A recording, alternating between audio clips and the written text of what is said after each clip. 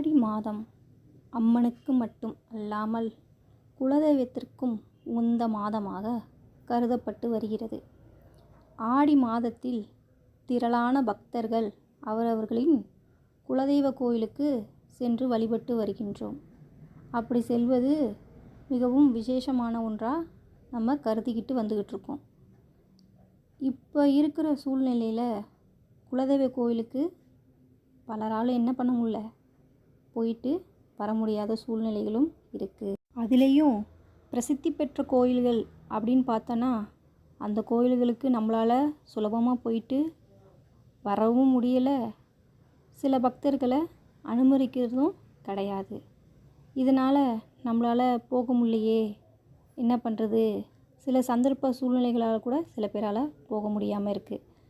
அப்போ அந்த குலதெய்வத்தை நம்ம எப்படி வீட்டிலையே கும்பிடலாம் அப்படிங்கிறத பற்றி தான் நம்ம இந்த பதிவில் பார்க்க போகிறோம்.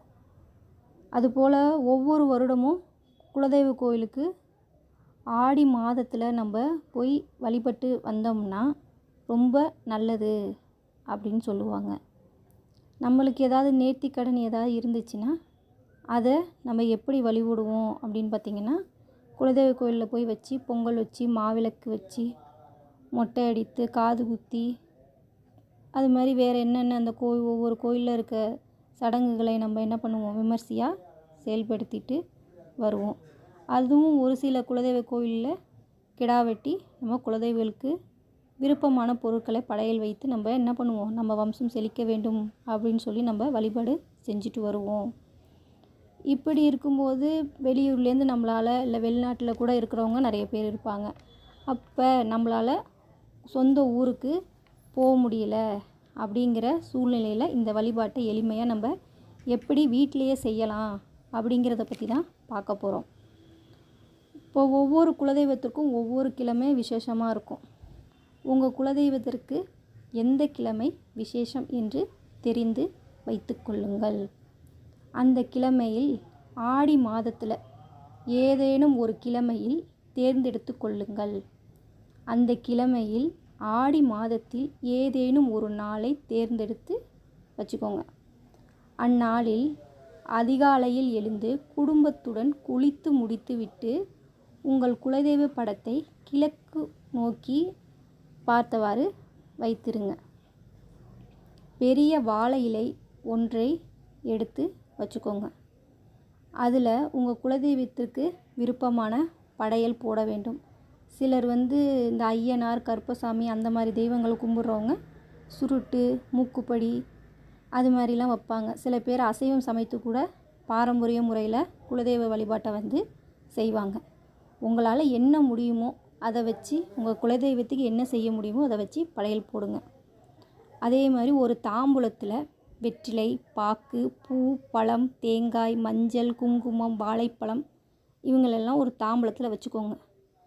பெண் தெய்வமாக இருந்தால் வளையல், மஞ்சள் கயிறு கூடுதலாக வச்சுக்கோங்க. ஒரு பித்தளை சொம்பு எடுத்துக்கோங்க.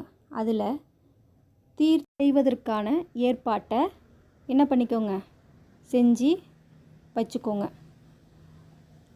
காவல் தெய்வமாக விளங்கும் ஐயனார், கருப்பசாமி போன்ற உக்கிர தெய்வங்கள் உங்கள் குலதெய்வமாக இருப்பின் அதற்குரிய அரிவாள், கத்தி போன்ற ஆயுதங்களுடன் விபூதி, குங்குமம் இட்டு வச்சுக்கோங்க. இப்போ சில வீட்டில் அசைவ சமையல் செய்வாங்க. சைவ படையலும் நம்ம குலதெய்வத்துக்கு வச்சு கும்பிடுவோம். சைவ படையல் கொண்ட குலதெய்வத்திற்கு சைவ உணவும், அசைவம் படைக்கக்கூடிய குலதெய்வத்திற்கு அசைவ உணவும் கட்டாயம் படைக்க வேண்டும். மாற்றி படைக்கக்கூடாது. அது என்னன்னு பார்த்து நீங்கள் முறைப்படி செஞ்சுக்கோங்க. அதுக்கப்புறமா ஒரு மண் பானையில் பச்சரிசி நிரப்பிக்கொண்டு அதனுள் காணிக்கை செலுத்த வேண்டிய நாணயத்தை மஞ்சள் துணியில் முடிந்து வைக்க வேண்டும். அதில் 1 ரூபாய் அல்லது 5 ரூபாய் நாணயத்தை பயன்படுத்தலாம். உங்களுக்கு எவ்வளோ வைக்க முடியுமோ அது உங்கள் விருப்பத்தை தகுந்த மாதிரி நீங்கள் உங்கள் காணிக்கையை குலதெய்வத்துக்கு நீங்கள் முடிஞ்சு வச்சுக்கோங்க. குலதெய்வ பூஜையில் கட்டாயம் இடம்பெற வேண்டிய ஒரு விளக்கு என்றால் அது மாவிளக்கு அப்படின்னு சொல்லலாம். அதனால் 2 மாவிளக்கு ஏற்றி வைத்து கொள்ளுங்கள். அதுக்கப்புறமா மஞ்சள் இருக்கு இல்லைங்களா, அதில் பிள்ளையாரை பிடிச்சு வச்சு தூப தீபம் ஆராதனை விநாயகருக்கு முதலில் வணங்கி கொள்ளுங்கள்.